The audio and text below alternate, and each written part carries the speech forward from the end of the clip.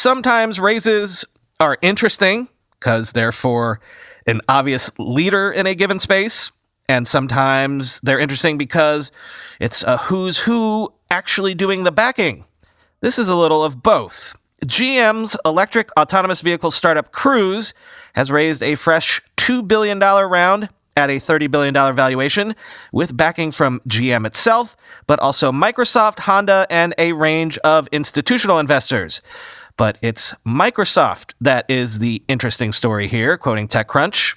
While Microsoft's capital is important, the partnership might provide equal and longer-term value for Cruise, at least in the two companies' views. Under the long-term strategic partnership, Cruise will leverage Azure, Microsoft's cloud and edge computing platform, to commercialize its autonomous vehicle solutions at scale. Any autonomous vehicle company aiming to commercialize, meaning bring their tech to the public at scale, needs a robust cloud computing platform. Operating fleets of self-driving vehicles that will shuttle people and even packages generates a massive amount of data, making cloud services one of the bigger costs for an AV company.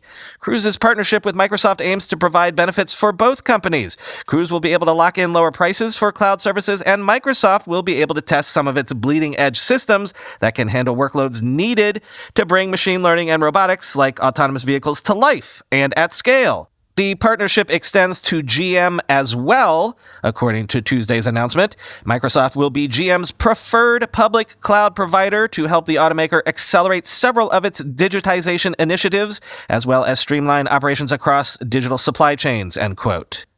So Azure lands a big new client, even as Microsoft makes a big investment in a completely different business. As Kristen Korsek summarizes it neatly, quote, "There's also a cloud vendor announcement in here, which normally is a bit of a meh news, but it is interesting because AVs are so new and really not commercialized yet.